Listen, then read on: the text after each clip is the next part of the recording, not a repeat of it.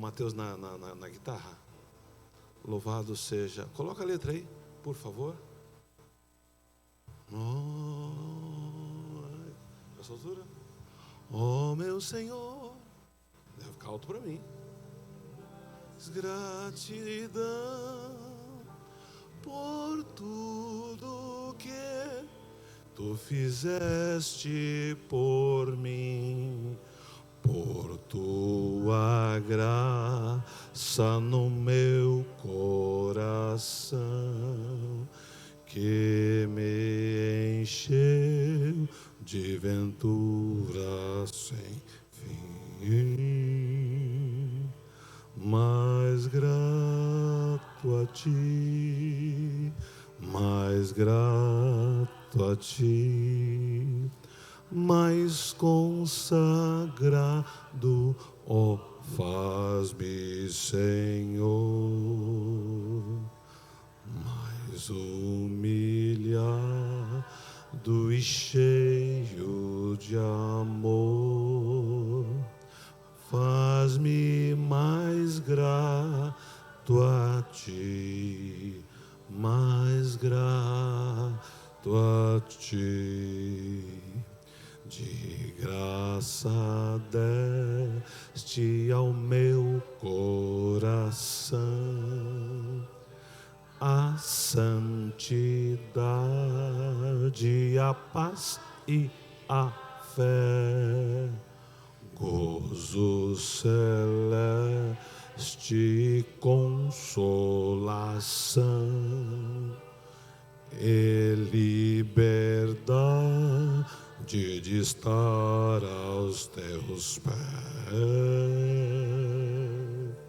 Mais grato a ti, mais grato a ti, mas consagrado, ó, faz-me, Senhor, mais humilhado e cheio de amor. Faz-me mais grato a ti, mais grato a ti. Ó, meu Senhor, tu fizeste por mim o que ninguém poderia fazer. Na cruz pregado verteste assim sangue no qual sempre posso vencer. Mais grato a ti, mais grato a ti, mas consagrado, ó, faz-me, Senhor, mais humilhado e cheio de amor. Faz-me mais grato a ti, mais grato a ti. Aleluia, louvado seja o nome do Senhor. Que esse hino possa ser a nossa oração, né? Ser grato a Ele, entender isso, para a glória de Deus Pai. Pastor Leandro trazendo a continuação do estudo para a glória de Deus Pai. Amém, igreja? Tomara que a vinda do Senhor Jesus não seja num dia de chuva, né? Não é verdade?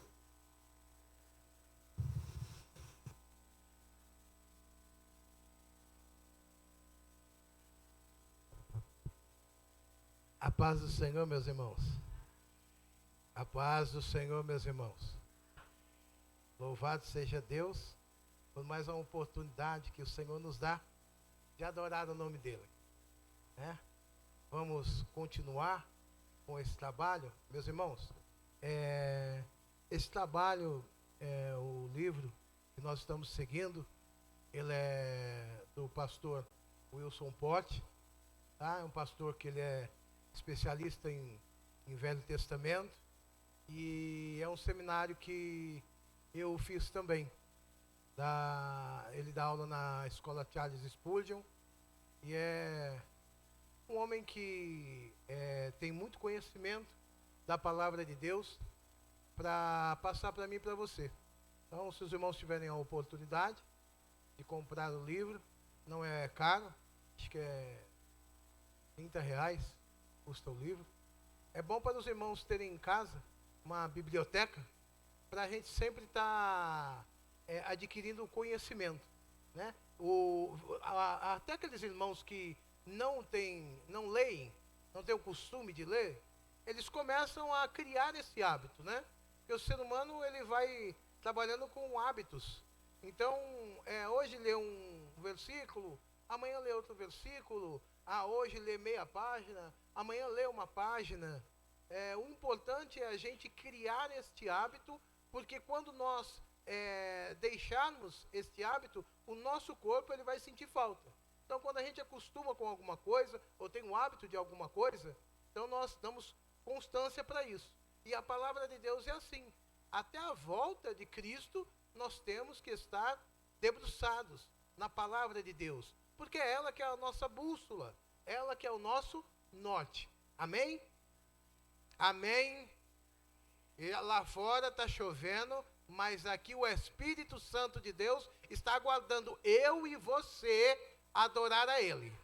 Não importa se você saiu cansado da tua casa, veio do teu trabalho, não importa que maneira você esteja. O Espírito Santo não muda, Ele é o mesmo e Ele está aqui hoje para ser adorado. Porque quando a situação aperta, não existe homem, não existe família, não existe nada. Existe o Deus que eu e você serve. É Ele quem muda a minha e a tua vida, é Ele quem muda o cenário da minha e da tua vida. Então Ele é digno de honra e de adoração. Amém, igreja? Meus irmãos, nós estamos agora falando dos mandamentos de 6 a 10. São as leis relacionadas ao próximo. Lembra que eu falei para vocês que os primeiros 5 eram relacionados a Deus, eram leis cerimoniais. E essas leis, elas se findaram quando Jesus, ele foi ou subiu ao madeiro. Então agora nós não precisamos mais fazer o sacrifício de sangue ou sacrifício cruento, como a palavra de Deus nos diz. Essas leis, meus irmãos, são leis cerimoniais. O que são leis morais? O que são leis morais, pastor? São aquelas leis que, independente do que aconteça, ela sempre vai vigorar na nossa vida. Nós vamos começar a ler, a estudar, e você vai ver que pode passar o tempo ou não. Isso sempre vai ser o certo. Nunca vai mudar, tá? Começa assim a palavra. O estudo, né? Amados, amemo-nos uns aos outros, pois o amor procede de Deus. Aquele que ama é nascido de Deus e conhece a Deus. Quem não ama não conhece a Deus, porque Deus é amor. Meus irmãos, quando nós falamos isso, ou quando nós lemos esse versículo, ele faz parte do mandamento do Senhor. Lembra? Os 2 mandamentos que Jesus resumiu. Na outra aula eu falei, 613 regras e leis que haviam, era muito. Então, vamos colocar só 10. O decálogo, quando Moisés recebeu as tábuas da lei. Então Jesus, ele veio e resumiu, ele sintetizou isso. Ele falou, se 10 é muito longo para vocês decorarem ou para vocês fazerem, então eu vou resumir esses 10. Então Jesus falou o quê? Ame ao Senhor teu Deus de toda a tua alma, de toda a tua força e de todo o seu entendimento. E ame ao seu próximo como a ti mesmo. Disso depende toda a lei e os profetas. Ou seja, se eu cumprir isso, eu estou cumprindo a lei. Agora, por que é tão difícil nós amarmos o nosso próximo? É difícil nós amarmos o nosso próximo, principalmente quando ele nos feriu. Principalmente quando ele fez algo na minha e na tua vida que vai contra aquilo que eu e você tem como pensamento ou tem como linha de vida. Se ele confrontar a nossa vida, o que começa a acontecer? nós não queremos se aproximar dele. Nós não queremos falar com ele. Nós não queremos amá-lo. Porque a Bíblia diz, se nós amarmos aquele que nos amam, que galardão nós teremos? É fácil, né? Eu amar aquela pessoa que me ama. Eu amo a minha esposa, eu amo o meu filho. Além do laço familiar, é mais fácil porque está próximo de mim. Mas Jesus ele veio quebrar esse paradigma. Porque nunca ninguém pensou, o povo judeu, eles nunca pensaram que iam se reunir judeus e gentios no mesmo lugar. Por quê? Os gentios eram tidos como, lembra quando aquela mulher foi falar com Jesus, e Jesus falou, eu não vou dar o pão para os cachorrinhos. Jesus se referiu a ela como esse nome de cachorrinhos, porque era como o povo judeu. Eles viam os outros povos. Para você ter uma base, não existia vários povos. Não. O povo judeu ele se tornou tão arrogante que para eles era assim, nós somos o povo judeu e o resto é tudo gentil. Você entendeu? Então, quer dizer, Jesus, ele veio abrir a mente do judeu para fazer ele entender que, apesar dele ser um povo escolhido, Deus deu o seu próprio Filho para que eu e você o recebesse. E a todos os que receberam, deu-lhes o poder de serem feitos filhos de Deus. Então, agora, judeus e gentios estavam no mesmo lugar. Lá no livro de Atos, quando na casa de Cornélio... Deixa eu voltar para o estudo aqui, irmão. Pera, senão eu saio daqui. Os 5 mandamentos seguintes estão relacionados ao próximo. Quem é o nosso próximo? Aí uma passagem, meus irmãos, de Lucas 10, do 25 ao 37. Se o irmão puder colocar na tela, para a gente estar lendo, se não puder, eu leio aqui na Bíblia mesmo, não tem problema. Se o irmão puder colocar na tela, Lucas 10, do 25 ao 37. Eu vou ler porque é uma leitura, meus irmãos, que está na tela já? E eis que se levantou um certo doutor da lei. Então, um doutor da lei, então nós entendemos que ele conhecia a palavra, que ele conhecia a Torá. Tentando e dizendo, mestre, que farei para herdar a vida eterna? E ele lhe disse, que está escrito na lei? Como lês? Por que Jesus respondeu assim para o doutor da lei? O doutor da lei, ele conhecia a palavra. Ele era um estudioso, ele conhecia a lei. Então, o Jesus, ele era um rabino. Então, todas as vezes que se iria perguntar alguma coisa para um rabino, ele respondia para a própria pessoa, ele devolvia a pergunta que a pessoa havia feito. Quando eu perguntava alguma coisa sobre a Torá, ele falava assim, como tu lês? O que você lê? Por quê? Se 2 ou 3 vezes a pessoa desse uma mesma resposta, o que virava isso, meus irmãos? Isso virava um gemará. O gemará virava halachá. O que é halachá, pastor? Halachá era a lei oral, que deveria ser passado de geração em geração. E depois do halachá, vinha o quê? A ketuvim. O que é a ketuvim? É a palavra. É a palavra de Deus. Então, por isso que Jesus ele responde como um rabino. Ele disse o quê? Entendes você o que você lê? Ele disse, e respondendo ele disse, amarás ao Senhor teu Deus de todo o teu coração, de toda a tua alma, de todas as tuas forças, de todo o teu entendimento, e ao teu próximo como a ti mesmo.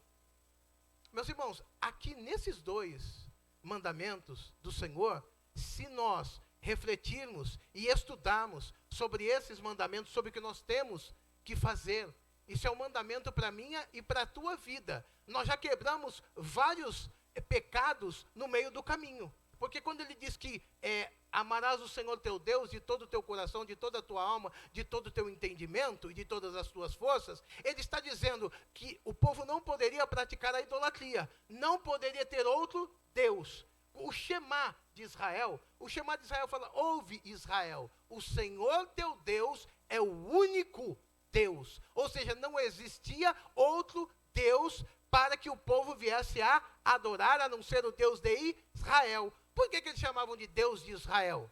Porque eles tinham em mente que os deuses eram deuses regionais.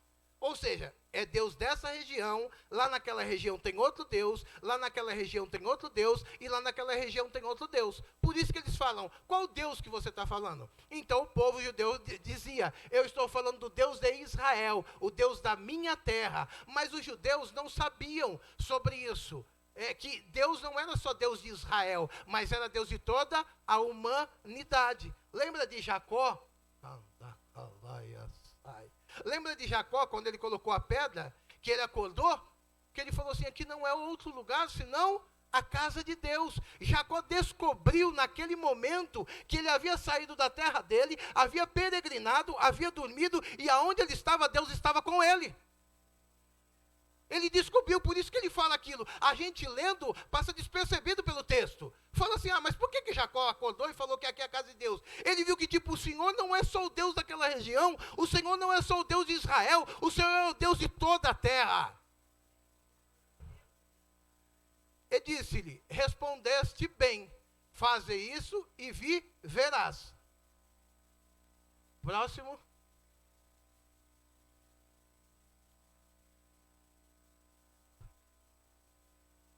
Ele, porém, querendo justificar-se a si mesmo, disse a Jesus, e quem é o meu próximo? E respondendo Jesus disse, descia um homem de Jerusalém para Jericó, e caiu nas mãos dos salteadores, os quais o despojaram, e espancando, se retiraram, deixando o meio morto. E, ocasionalmente, descia pelo mesmo caminho certo sacerdote, e vendo, passou de largo. E de igual modo também um levita, chegando àquele lugar e vendo, passou de largo. Mas certo samaritano viajando, veio até ele, e vendo, foi movido de íntima compaixão. Meus irmãos, preste atenção aqui o que Jesus estava falando com esse doutor da lei. O pastor Heraldo, ele com muita maestria, ele pregou aqui essa palavra. Jesus usou um sacerdote e Jesus usou um levita. Por quê? Eram religiosos. Eram pessoas que, na visão do fariseu ou do doutor da lei, que havia feito a pergunta, era a visão de quem? Ele vai me ajudar. Se há alguma ajuda para vir para a minha vida, vai vir do sacerdote ou do levita. Nunca vai vir do samaritano. Porque o samaritano era um povo maldito, considerado como cachorro para os judeus.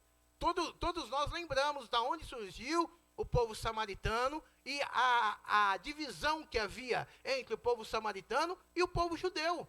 Então, quando Jesus ele está falando com esse fariseu, ou o doutor da lei, ele estava dizendo, não basta você saber, você tem que praticar. Não basta você ter na sua memória ou no seu coração, mas nós temos que colocar em prática a palavra de Deus. Lembra quando eu falei, na última oportunidade que eu tive, que aqui é um quartel-general. E se aqui é um quartel-general, nós abastecemos aqui e vamos buscar as almas. Não é isso? As almas precisam de mim e de você. Lembra que ele falou? Como é que eu vou saber se não há quem pregue? Como eu vou saber se não há quem ensine? Se não há quem ensine, o eunuco não sabia. Filipe foi até ele. Então, Filipe começa a ensinar nessas escrituras. Então, quer dizer, eu e você precisamos trabalhar a escritura no meu e no teu coração. Guardar passagens bíblicas para que na hora o Espírito Santo venha usar. Aí vai falar, pastor, mas eu não consigo decorar. Você não precisa decorar, basta você meditar nela. Se você meditar nela no momento certo, na hora certa, o Espírito Santo vai trazer ao teu coração aquilo que a pessoa precisa ouvir. Por isso que às vezes, o que acontece, meus irmãos? Porque a honra e a glória é de Deus. Ela não é do homem. Deus não divide a glória dele com ninguém. Por isso que às vezes nós fazemos estudamos para fazer uma pregação ou para vir aqui, e o Espírito Santo ele muda tudo. Por quê? O Espírito Santo precisa cuidar da igreja dele. A igreja é dele. Então, se a igreja é dele, ele faz o quê? Eu vou cuidar da minha igreja. Talvez naquele momento, às vezes, vai uma pessoa, se falar com uma pessoa, já é o suficiente. Eu e você temos que entender isso, que existem almas sedentas. Existem almas sedentas pela palavra de Deus. Existem almas sedentas pela palavra que vai no meu e no teu coração. Pela palavra que está no meu e no teu intelecto. Pela palavra que está conosco. É essa palavra que vai mudar a vida da pessoa. Não somos eu e você. Não. Quando aquela passagem que fala, não é de tanto falar que Deus vai ouvir. Presta atenção, meus irmãos. Essa passagem, ela não quer dizer que, tipo assim, não é de tanto pregar que Deus vai ouvir. Senão a Bíblia vai entrar em conflito. Certo? Está dizendo o quê? Porque os judeus ortodoxos, eles ficavam orando e repetindo a mesma coisa. E repetindo a mesma coisa. E repetindo a mesma coisa. Então não é o de tanto falar a mesma palavra. Não é de tanto repetir as coisas. Mas o pregar o evangelho, nós devemos pregar o evangelho a toda criatura.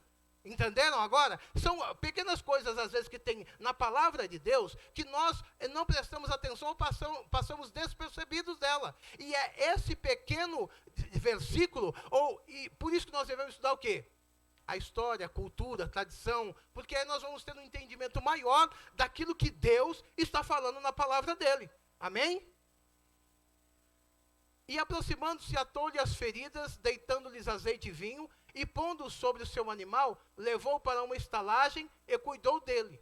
Eu não vou ler tudo, meus irmãos. Pode voltar no estudo, meu irmão. Porque nós já conhecemos essa passagem. Jesus, ele usa agora uma pessoa que era considerado pelos religiosos da época uma pessoa maldita. Uma pessoa que era desprezível.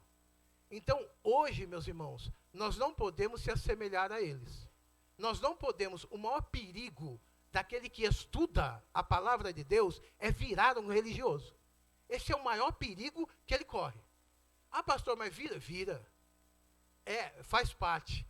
Então, por isso que nós devemos, a nossa oração, não é só de ter entendimento da palavra, mas praticar. Tiago falou sobre isso, né? Não sejamos somente ouvintes, mas praticantes da palavra de Deus. Aonde nós estivermos, nós devemos pedir a Deus. Deus, me ajuda a praticar a tua palavra. Me ajuda a verbalizar a tua palavra para alguém. Esse desejo precisa estar no nosso coração. Porque senão, quando acontecer as coisas, qual vai ser a primeira coisa que nós vamos fazer? O pensamento mundano. Eu vou resolver assim. Por quê? É a visão que eu tenho da vida. Eu fui influenciado por isso, eu fui criado dessa maneira, eu vivi isso, então agora eu vou tomar essa atitude. Não consultamos a palavra. Sabemos, mas não praticamos.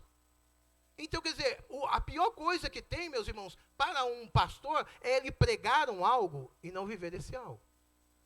É a pior coisa que tem. Então, quer dizer, por isso que, às vezes, em uma pregação, o Espírito Santo fala conosco. O Espírito Santo fala com nós mesmos. E se a gente tiver vergonha na cara, quando chega em casa, a gente vai orar e pede perdão. Deus, o Senhor falou comigo. Algo que eu não faço. Então, Senhor, me ajuda eu fazer. Me ajuda eu fazer. Entende a sinceridade e a simplicidade? Ao mesmo tempo que a palavra parece complexa, mas ela é simples. Por quê? É mudança. É mudança de vida, é transformação da minha e da tua vida. Então, viu que a palavra falou com você em algo? Talvez você não aceite naquele momento. Talvez naquele momento você venha resistir ou venha endurecer a sua serviço. Mas você tem que, então, pedir para o Espírito Santo para que você venha se arrepender, para que haja transformação na tua vida e ele possa derramar o propósito dele na tua vida. E você seja verdadeiramente transformado. Por quê? Porque eu vou pedir para Deus. Eu vou pedir para o meu irmão que está do lado? Não, eu vou pedir para Deus. Deus transforma a minha vida. Porque meus irmãos, já pensou que cada vez que você vem para o culto aqui, e Deus fala com você, e cada vez que você vem para o culto, você pega, isso é comigo, Deus, eu vou anotar, porque a hora que eu chegar na minha oração, eu vou falar para o Senhor. O senhor viu aquela hora que o pastor, ou o seu obreiro, ele estava falando lá no púlpito? O senhor falou comigo, sou eu que sou mentiroso, sou eu que sou fuxiqueiro, sou eu que sou assim, então Deus, eu preciso mudar. Eu preciso mudar isso na minha vida, eu não posso continuar dessa maneira. Então o Espírito Santo vai ver o arrependimento no teu coração e vai arrancar isso de você. Agora, se eu chegar aqui, eu ficar no automático, ouvir, for para minha casa e achar que está tudo bom, que está 12 por 8, aí eu vou ter problema. Eu vou permanecer aí 20, 30, 50 anos e não vai haver mudança nenhuma.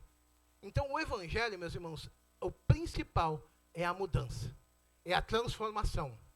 É isso que nós temos que pensar.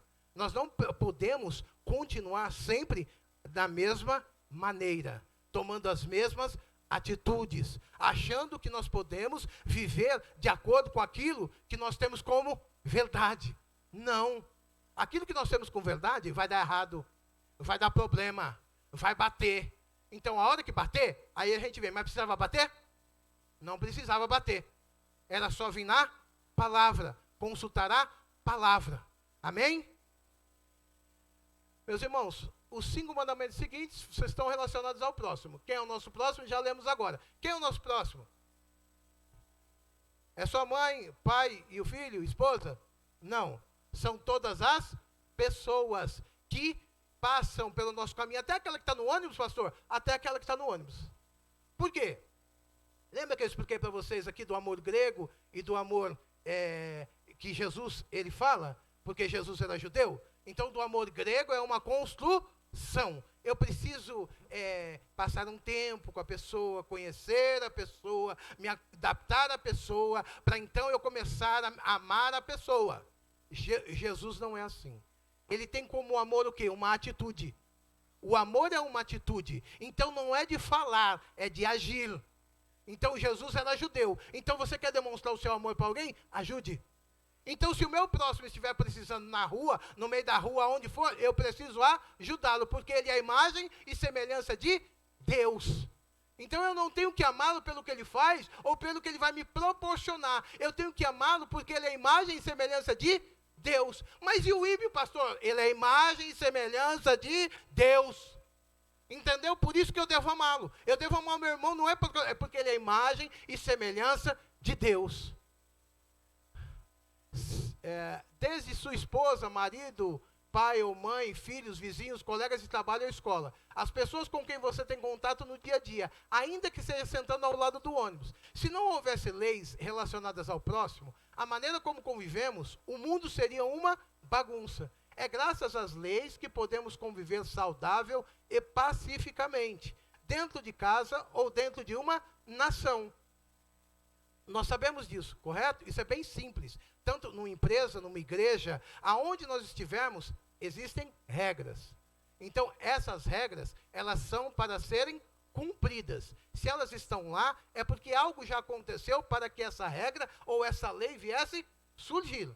Então, aqui, os mandamentos: não matarás, não adulterarás, não furtarás, não dará falso testemunho contra o teu próximo. Já foi abolido isso? Como as leis cerimoniais? Já foi abolido? Não foi. Então, eu posso matar? Eu posso adulterar? Eu posso furtar? Eu não posso. Então, isso são as leis eternas. Não dará falso testemunho contra o teu próximo. Não cobiçarás a casa do teu próximo. Não cobiçarás a mulher do teu próximo, nem seus servos ou servas, nem seu boi ou jumento, nem coisa alguma que lhe pertença. Vamos ver isso aí direitinho? Como é que funciona? Então vamos lá. Os números acima são dos versículos, mas não são dos versículos, mas dos mandamentos aos quais as palavras estão relacionadas. Vamos analisar. Não matarás. Pensava-se no tempo de Jesus que matar significava apenas tirar a vida de alguém. Realmente é isso que as pessoas pensam. Todos concordam com a ideia que matar é assassinar o próximo. As leis de nosso país, inclusive, ligam o assassinato com o tirar a vida de outra pessoa, seja dolosa, que há intenção, ou culposamente, quando não há intenção, mas o resultado é produzido por negligência, imprudência ou imperícia. No entanto, para Jesus, olha a visão de Jesus. No entanto, para Jesus, matar outra pessoa é apenas a ponta do iceberg. Por baixo da superfície é que está o real problema do assassinato. É no coração humano que se encontra a fonte do assassinato. Mas os fariseus, judeus religiosos do tempo de Jesus, não pensavam assim, nem haviam compreendido isso na palavra de Deus. Jesus então esclareceu a eles o significado do não matarás, com as seguintes palavras: vocês ouviram o que foi dito aos seus antepassados, não matarás, e quem matar estará sujeito a julgamento.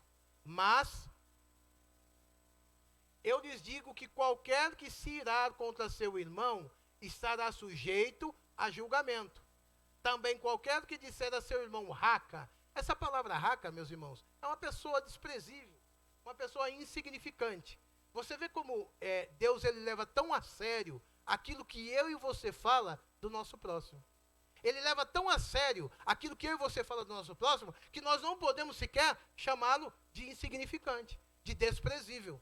E às vezes nós atravessamos isso e falamos muito mais do que devemos. Não conseguimos guardar a língua na nossa boca. Você viu que o matar não é pegar uma arma só e matar a pessoa fisicamente, mas é matar ela dentro do seu coração. A ponta do iceberg não está naquilo que está externo, está naquilo que está interno, dentro de mim e de você. Então é dentro de mim e de você, é do coração que saem os maus pensamentos. É do coração que saem as maldições. Para a pessoa matar, então primeiro ela pensou, desceu para o coração dela, então agora ela já matou. Aí você fala, nossa, mas olha, o rapaz matou o outro, você viu, matou um, teve uma chacina ali. Você mata todo dia, seu irmão. Entendeu? Se Jesus voltar e perguntar para mim e para você, não, eu nunca matei ninguém. Não matou? Então vamos abrir o cosmos aqui e olhar o dia que você falou e matou o seu irmão no seu coração. Esse foi o seu primeiro assassinato. Ah, então eu sou assassino, pastor? Aí é você e Deus. Não sou eu, não estou aqui para acusar. Nós estamos aqui para ensinar a palavra de Deus. Então nós não devemos matar ninguém em nosso coração. Mas se eu tenho isso, pastor, se eu tenho isso no meu coração, ou eu tenho esse tipo de sentimento, isso, hoje é o dia de você pedir para Deus arrancar ele do teu coração. Arranca, Deus, esse sentimento, seja da tua família, seja dos teus amigos, seja na faculdade, no trabalho, aonde for. Peça para Deus tirar. Ah, mas a pessoa, não é a pessoa, é o que acontece dentro da gente. Ah, tem aquela pessoa que é insuportável, a gente não consegue nem olhar? Tem. Então, essa pessoa que Deus está usando para trabalhar, ou para moldar o meu e o teu coração. É essa pessoa que eu e você tem que chegar e falar, Deus, eu não amo, fale a verdade. Porque não adianta falar, não, Deus, me ajuda a amar. Não. Deus, eu não amo. Se eu odeio. Se o Senhor permitir, eu arrebento. É assim. Agora eu preciso mudar. Eu preciso mudar a minha concepção. Eu preciso mudar o meu coração. Eu preciso mudar a minha visão. Como eu vejo essa pessoa. E eu preciso da tua ajuda. Se o Senhor não me ajudar, eu não vou conseguir. Porque a minha natureza caída não vai me ajudar. Entendeu? Até eu passar, Senhor, por esta pessoa e eu conseguir, a primeira coisa que o ser humano pensa é o quê? Ah, se eu fizer isso, eu estou me humilhando. Não é a primeira coisa que a gente pensa? O que essa pessoa vai pensar? Ah, eu estou me humilhando. Querido, deixa eu te falar. O Deus que morreu por mim e por você, ele foi cuspido na cara pela minha e pela tua vida. Então, se nós queremos seguir o exemplo dele, como que nós temos que fazer? Agir como ele agiu. Fazer como ele fez, ser os seus imitadores. Então, por isso que o evangelho, ele não é um evangelho fácil. Não é. Ele vai confrontar a minha e a tua vida, vai confrontar o meu e o teu coração. E nesse momento de confronto, é um momento de eu e você falar, Deus, eu estou contigo. Entende isso? Não é só Deus falar, a gente sabe que Deus está conosco. Não é quanto nós temos de Deus, mas o quanto que Deus tem da gente.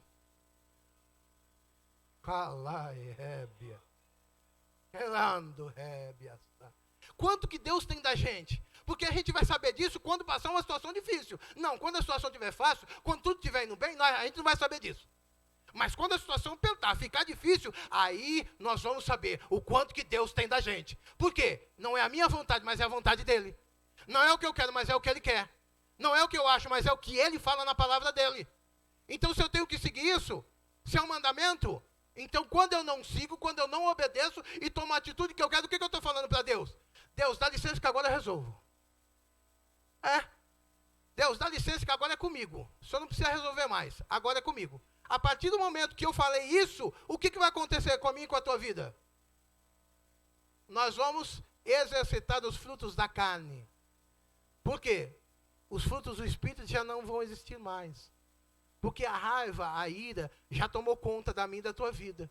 Então é nesse momento que entra a oração. É nesse momento que entra a submissão à palavra de Deus. é o que às vezes a gente não quer fazer. Nós queremos fazer do meu modo, do meu jeito, aquilo que eu penso, aquilo que eu tenho por certo. Não, igreja. Nós temos que fazer do modo de Cristo.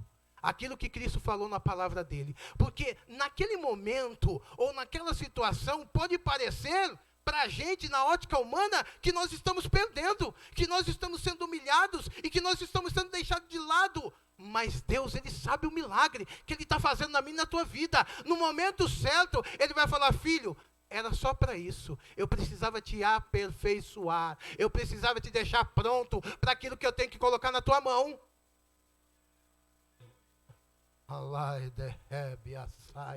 Deus está falando com alguém aqui.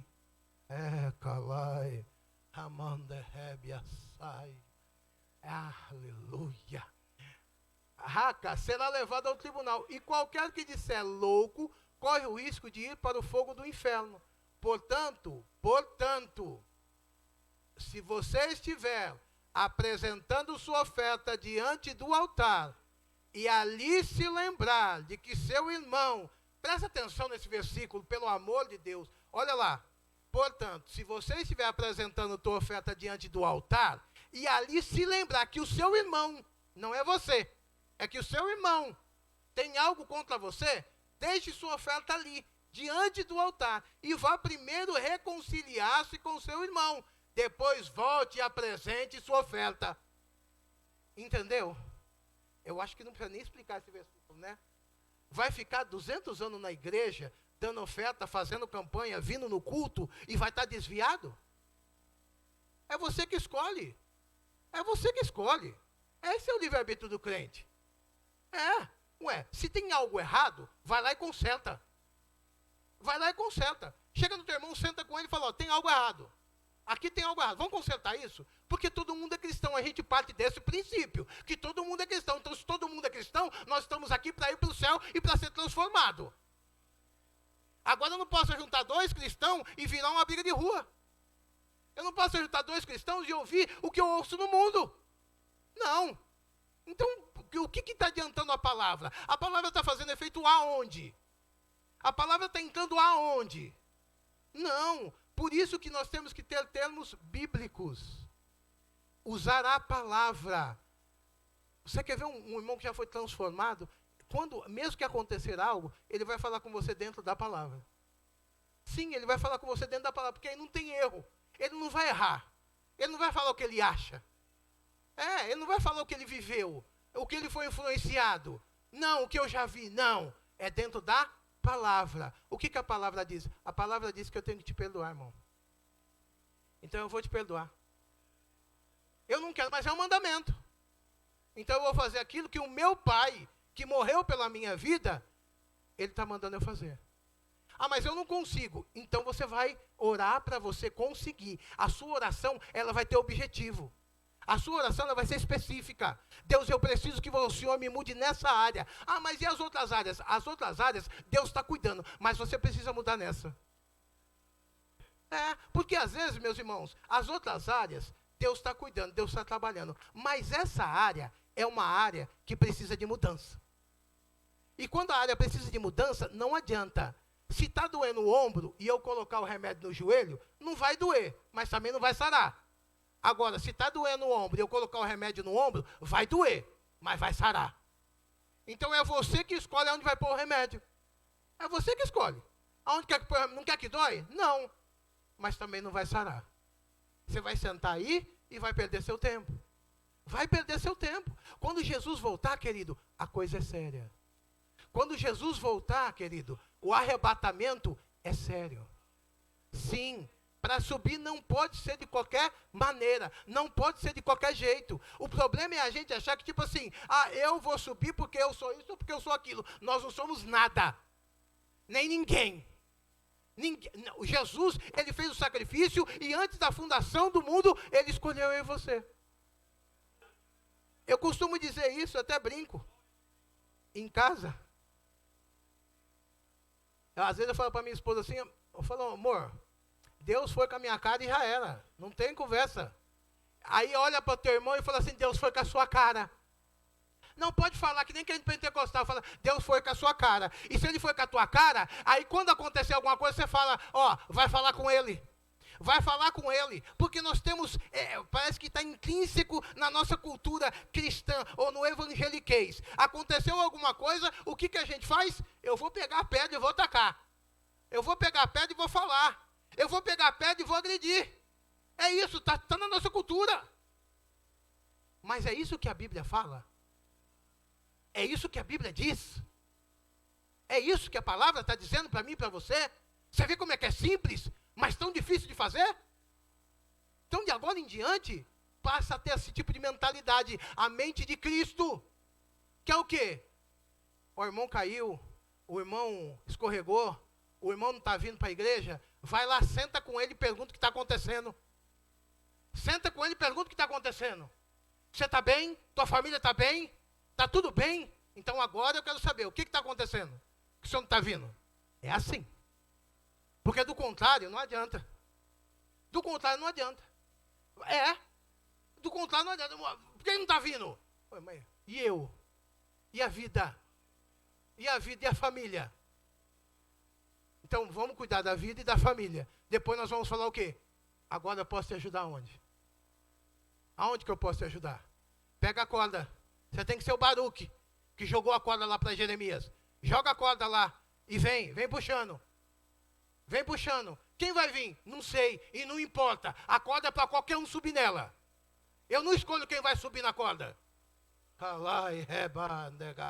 Eu não escolho aquele que é mais bonitinho ou aquele que é meu amiguinho que vai subir na corda. Não, eu tenho que jogar a corda sem ver. E quem vai subir? É um filho de Deus que vai subir. E se é filho de Deus, é meu irmão e vai fazer parte do céu comigo.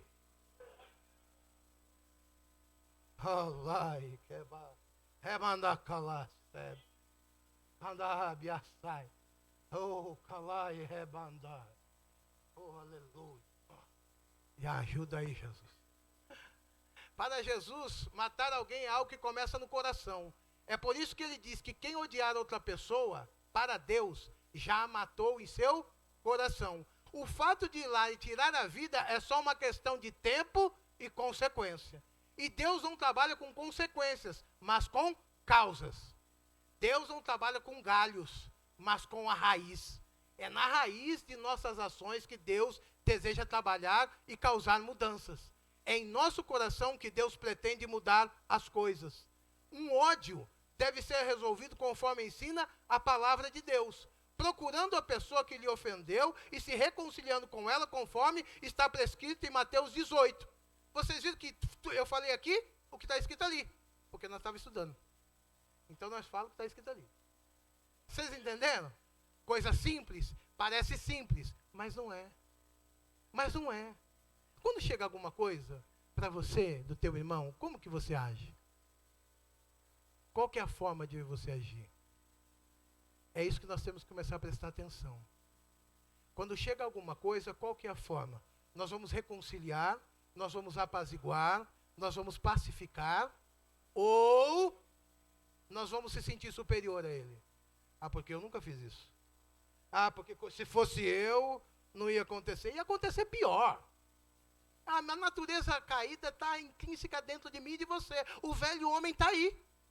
E se a gente der legalidade para ele, ele vai agir da pior maneira possível. O que cerceia a gente é o Espírito Santo de Deus, que guia a nossa vida pela misericórdia de Deus. Porque se não for a misericórdia dele, a gente faz besteira toda hora. Faz todo dia. Não tem quem não faça. Faz besteira toda hora, faz besteira todo dia. Por quê? Precisamos da graça e da misericórdia de Deus. E devemos entender isso. Aleluia. Deus espera que você busque a paz e resolução dos problemas. Esforcem-se para viver em paz com todos e para serem santos. Sem santidade, ninguém verá o Senhor. Esse versículo, meus irmãos, quando a gente puder, a gente pega ele, vamos na oração, vamos ler ele. Por quê? Senhor, eu não estou tendo paz com todos.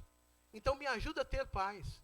Meus irmãos, Deus não vai colocar ninguém no lugar alto sem antes moer. Não adianta. Você pode ver que todos aqueles que Deus levantou, ele tem cicatriz. Ele tem história para contar. Tem por quê? Teve que passar por um aprendizado. Não importa, às vezes o que é muito para mim é pouco para você. Às vezes o que é pouco para mim é muito para você. Aí vai de pessoa para pessoa. Às vezes a pessoa se desespera porque tem R$1 milhão na conta. Então R$1 milhão na conta não dá para fazer nada. A pessoa está desesperada. Um negócio que eu fizer eu perco, acabou. E às vezes a pessoa se desespera porque tem R$10 na conta. Porque nós falamos o dinheiro. Por que você está falando do dinheiro, pastor? Porque é o único que a Bíblia equipara a Deus. Ela fala, eu não posso amar a Deus e amar Mamon, que é o dinheiro. Entendeu? Por isso que ele usa. Deus, ele sabe, ele conhece eu e você. Ele conhece o meu e o teu coração. Então, eu e você, falando a verdade para Deus, a verdade na oração, ele vai transformar a nossa vida verdadeiramente. Por isso que quando você olhar, você vai falar assim, ali é diferente, tem algo diferente daquele irmão, tem algo diferente naquele irmão, ele fala diferente, ele age diferente, olha, ele pode me ajudar, porque é ele não, mas o Espírito Santo que está nele. Ele depende do Espírito Santo do mesmo jeito que você depende, só que ele quis ser transformado. Só que ele chegou para Deus, Deus, eu não quero viver mais essa vida, eu não quero mais essa vida. As pessoas, deixa eu falar algo para você, talvez você vai ficar surpreso. As pessoas vão te bater, as pessoas vão te julgar, as pessoas vão te humilhar, as pessoas vão te deixar de lado, as pessoas vão, tudo que você imaginar. Tudo que você, não vão acreditar em você, não vão ouvir você, tudo. Mas depois que estiver pronto, Deus vai falar assim, aqui ó, meu filho, olha lá, minha filha, olha lá, aonde eu levo, eu uso, aonde eu levo eu falo, aonde eu levo eu ensino, aonde eu levo está comigo, porque eu estou com ele, porque aprendeu a me amar, aprendeu, entendeu quem eu sou.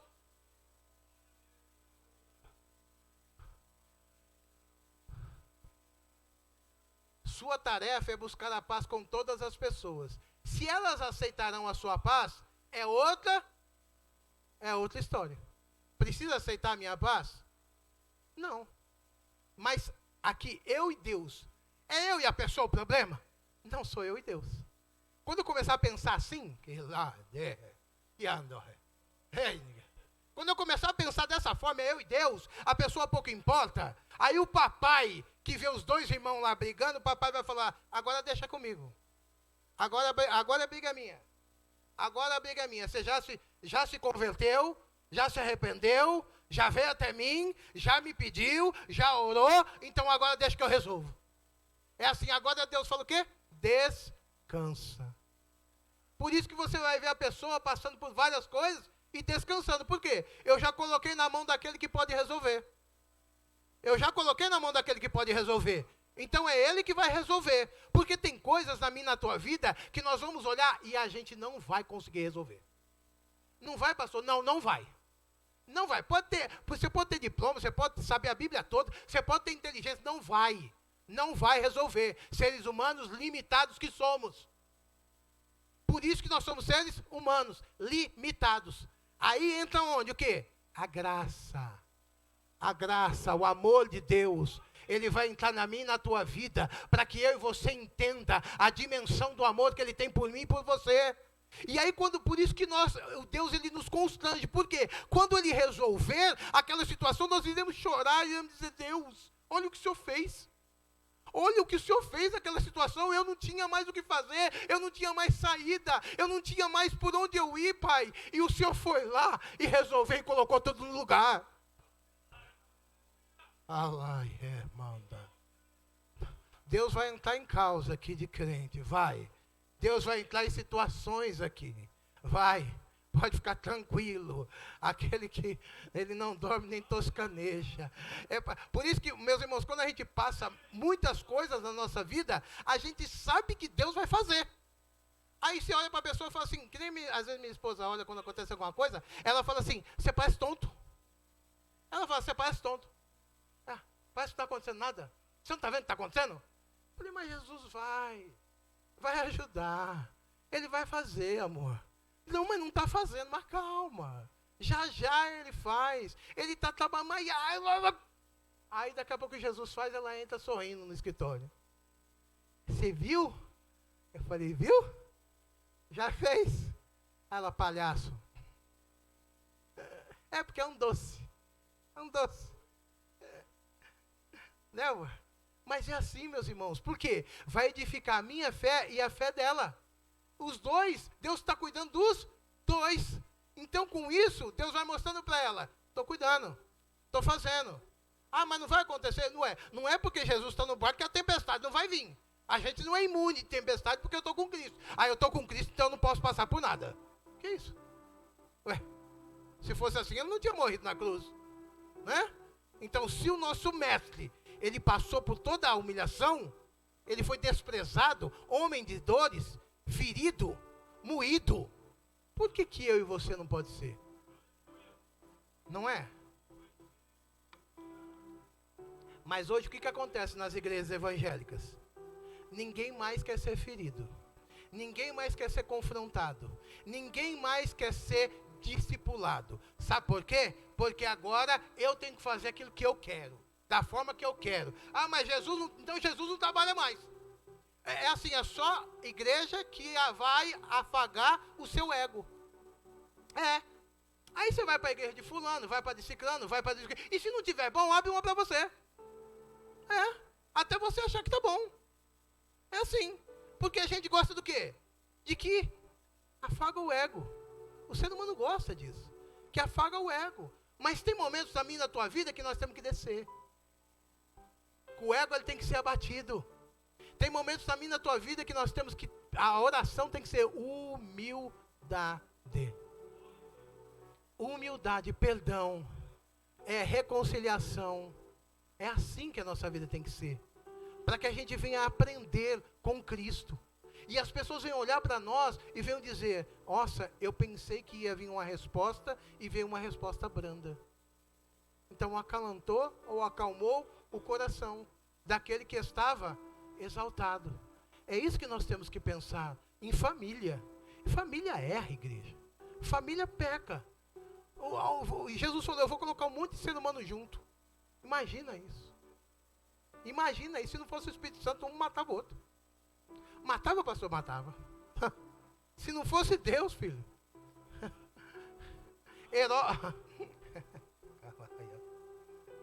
Deixa eu pular isso, irmão. Sua tarefa é buscar a paz com todas as pessoas. Se elas aceitarão a sua paz, é outra história. Se elas não quiserem ter paz com você, isso não é problema seu, mas delas. Você deve fazer a sua parte, que é buscar a paz. Se ela corresponder, ótimo. Se não corresponder, é problema dela com Deus. Faça sempre a sua parte e nunca mate ninguém, seja fisicamente, seja em seu próprio coração. Então, nós não vamos matar ninguém, porque nós não viemos para matar, mas nós viemos para dar. Nós viemos para matar ou para salvar? Quando Jesus estava falando com os pescadores, ele falou o quê? Ele acrescentou: você não vai ser mais pecador, você vai ser pescador. Ele acrescentou um S. Deus vai acrescentar aqui na vida de alguém. Deus vai acrescentar aqui na vida de alguém. Não vai ser mais pecador, vai ser pescador. Eu preciso ter sentimento. Eu preciso ter sentimento de alma. Sentimento de buscar as almas, de estar com as almas, de cuidar das almas. Não adulterarás. Esse princípio recebe o eco do anterior. Veja as palavras de Jesus sobre o 7º mandamento. Vocês ouviram o que foi dito? Não adulterarás. Mas eu lhes digo: qualquer que olhar para uma mulher e desejá-la, já cometeu adultério com ela no seu coração. Se o seu olho direito o fizer pecar, arranque-o e lance-o fora. Meus irmãos, às vezes as pessoas falam assim, né? Ah, mas na graça é bem mais fácil viver. Não, na graça está tudo bem, pode tudo. Mas presta atenção, olha lá, na lei, qualquer que olhar para uma mulher e desejá-la, já cometeu adultério no seu coração. Prestaram atenção? Então eu não preciso cometer o ato. Desceu para onde? Para o meu coração. Então quando acontecer isso, eu tenho que falar com Deus, pastor? Deve. Principalmente homem. Quando acontecer isso, que você vê e descer para o teu coração, você corra. Não espere, corra. Ah, mas se eu estiver no trabalho, aonde você estiver, entre no banheiro e fale para Deus, Deus me perdoa. Olha o que eu fiz agora. Ninguém viu, mas o Senhor viu. Olha o que eu estou fazendo. Eu não estou conseguindo me segurar. É uma oração sincera diante de Deus. Deus, eu não estou conseguindo me segurar. Eu vejo uma mulher, eu fico doido. Oração sincera diante de Deus. Deus, me liberta. Eu preciso de libertação dessa parte. Porque eu não estou te honrando.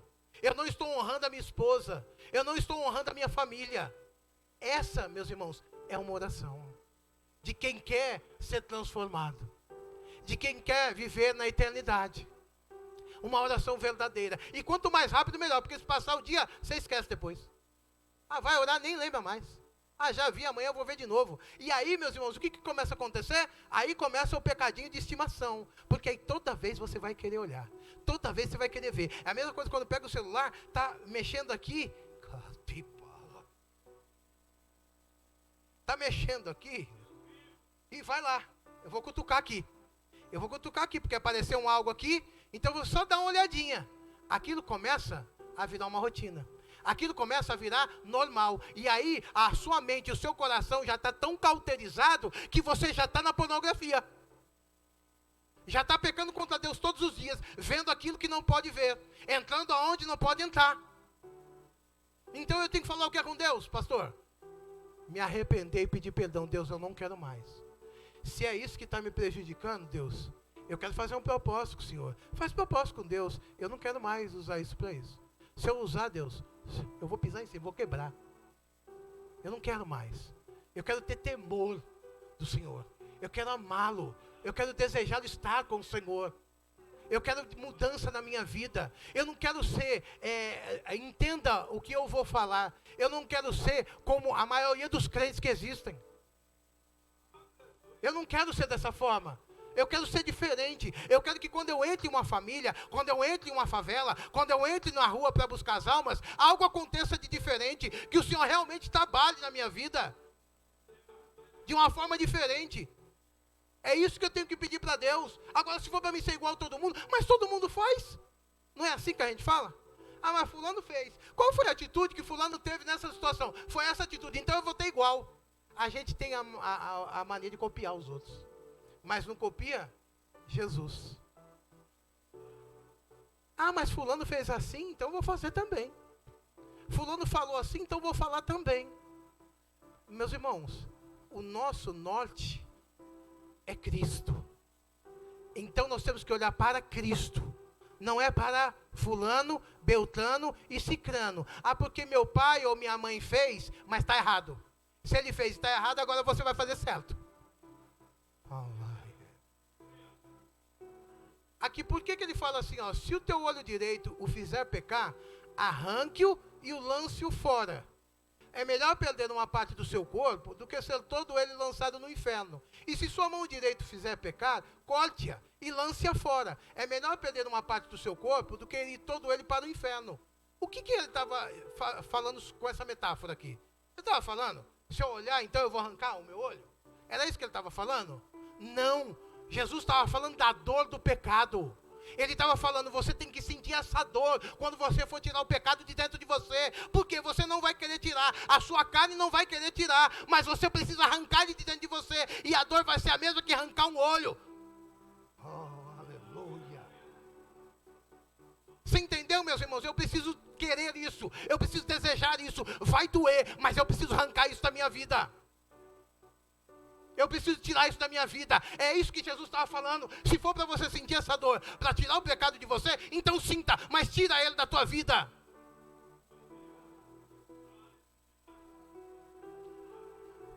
O adultério, assim como o assassinato, começa onde? Exatamente no coração. O fato de você ou qualquer pessoa ir para a cama e ter relação sexual com alguém que não é sua esposa ou marido, é apenas a ponta do iceberg. É no coração que tudo começa. Para os fariseus, o adultério significava apenas relação sexual.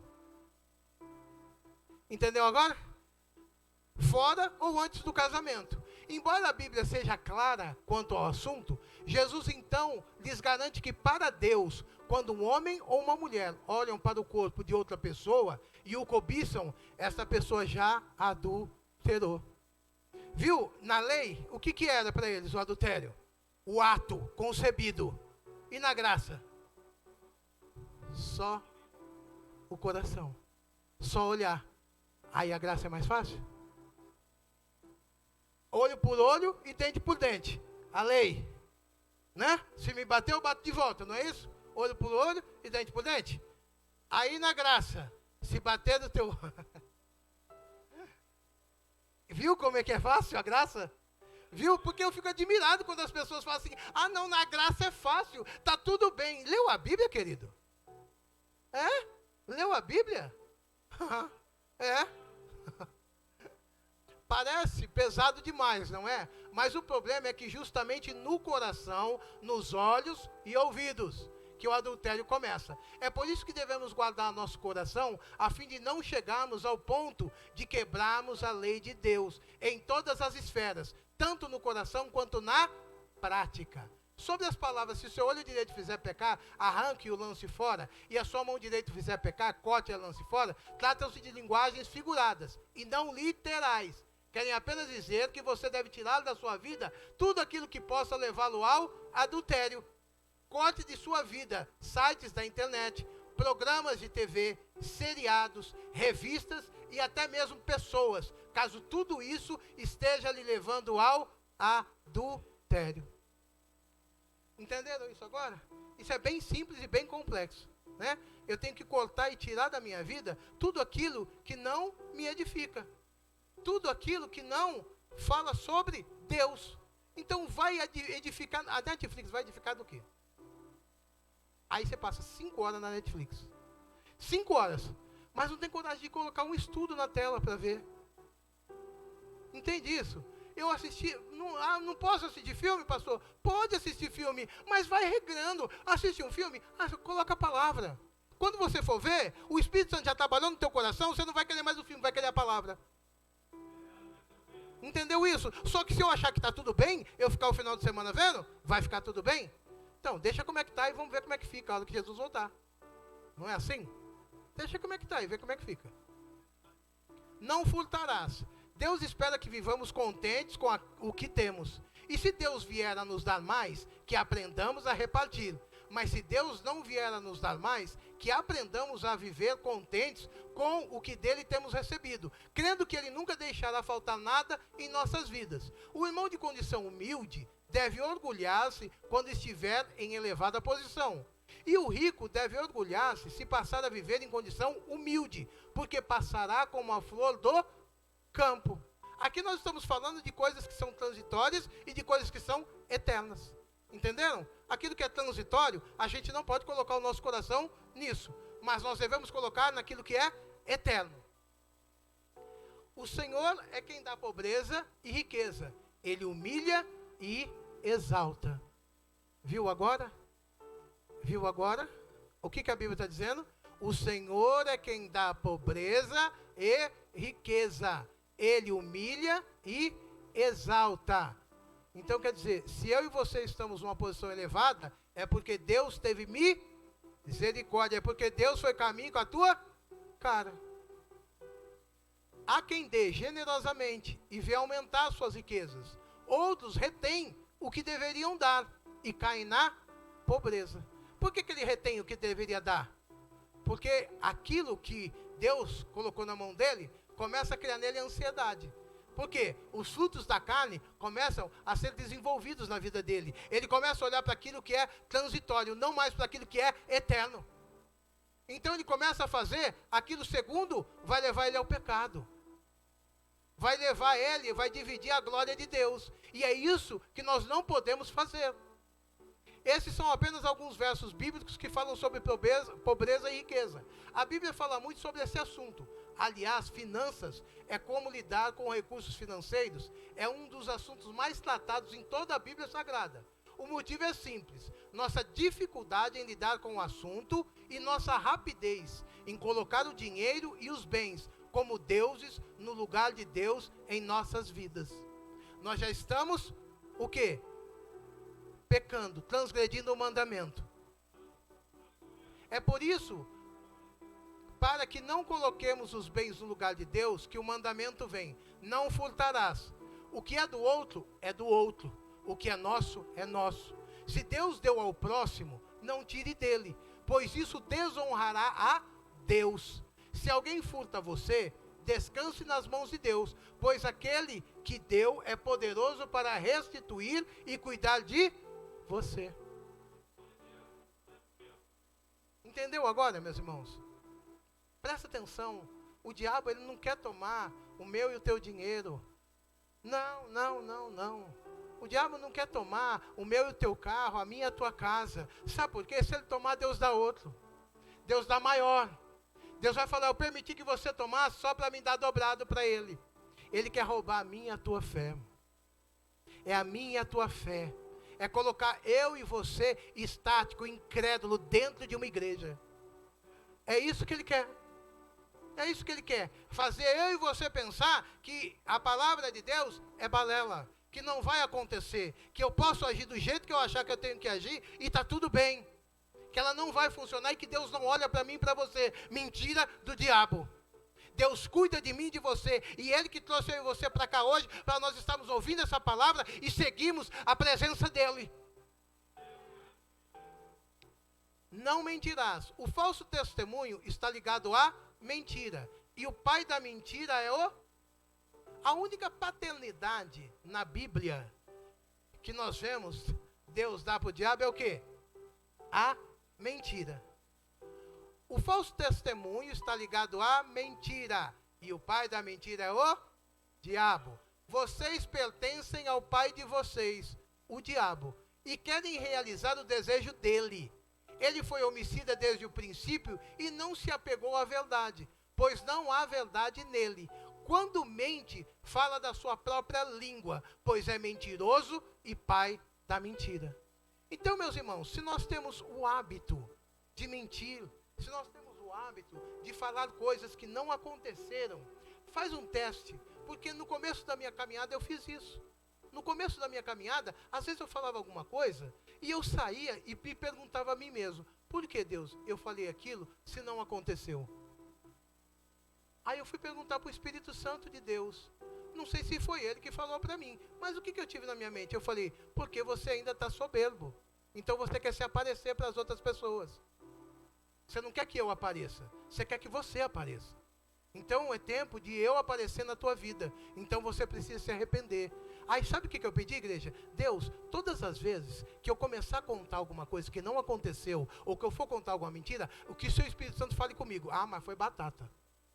Pá, rapidinho. Eu estava falando uma coisa assim, ó. O Espírito Santo vinha: meu Deus, que isso? Eu falei: agora já falei, já foi. Entendeu isso? E eu fui pedindo para Deus. Por quê? Eu vi que assim, a mentira, ou eu falar daquilo que não aconteceu, o que acontecia?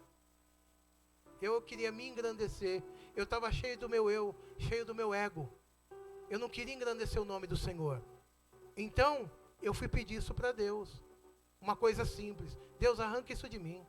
Isso não provém do Senhor. E quando Deus arranca, igreja, é a coisa mais maravilhosa que tem. Sabe por quê?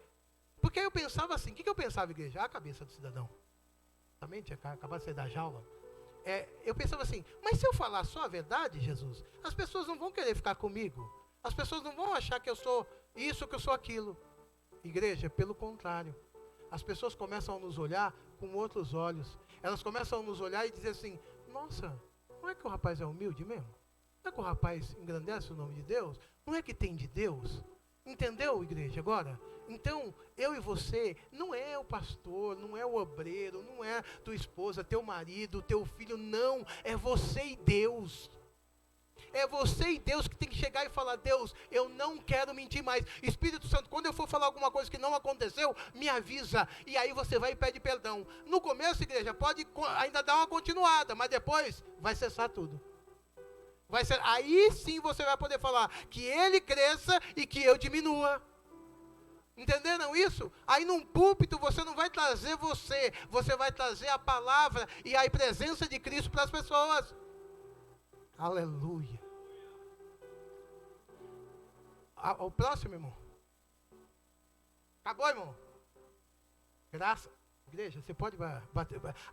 Louva a Deus e bate palma. Porque agora, igreja, eu consegui dar um estudo.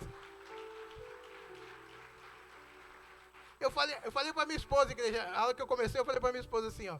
Falei, amor, eu trouxe só 4 páginas, porque não é possível eu não terminar um estudo. Eu falei, se essas 4 páginas eu não terminar o estudo, eu falei, eu vou parar. Eu falei, porque não é possível. Eu estudo, faço. Nunca termino, igreja. Hoje, para glória. Aí, vocês viram, igreja? Eu estava pedindo para Deus, vocês viram isso. É o que a gente vai? Vai pedir para Deus coisas simples, mas que para Deus, Deus vai atender. Sabe por quê? Ele nos ama. Ele nos ama. E a palavra não é para mim. A palavra é dele e é para nós. Não existe uma palavra para mim ou só para vocês. A palavra é para nós. Então, quando eu vier para a igreja, eu preciso pedir isso. Preciso pedir, Deus, me ajuda a amar os meus irmãos.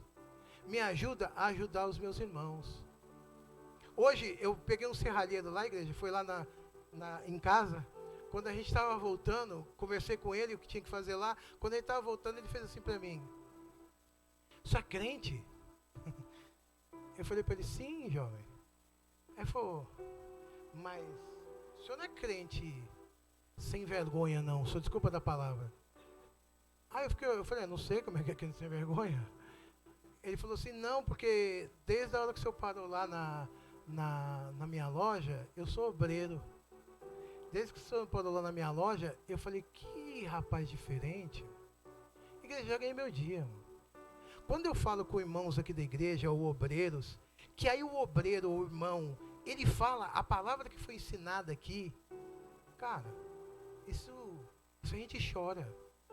Sabe por que a gente chora? Porque eu falo para Deus, Deus não deixa eu perder isso.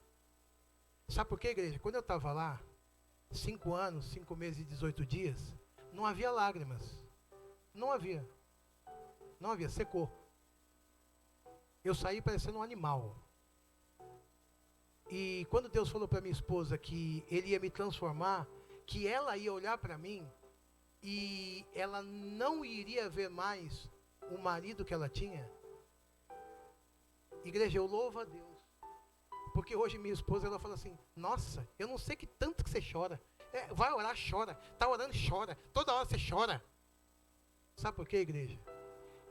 Eu prefiro ser uma criança e um menino minha vida toda do que ser um adulto desviado da palavra de Deus. Entendeu isso? É para Ele e por Ele. Ele que morreu por nós. Então não importa o que nós vamos passar. O que importa é eu e você acreditar que Ele cuida. Que Ele cuida de mim e de você. Amém? As palmas louvam o Senhor e eu agradeço a minha oportunidade. Amém?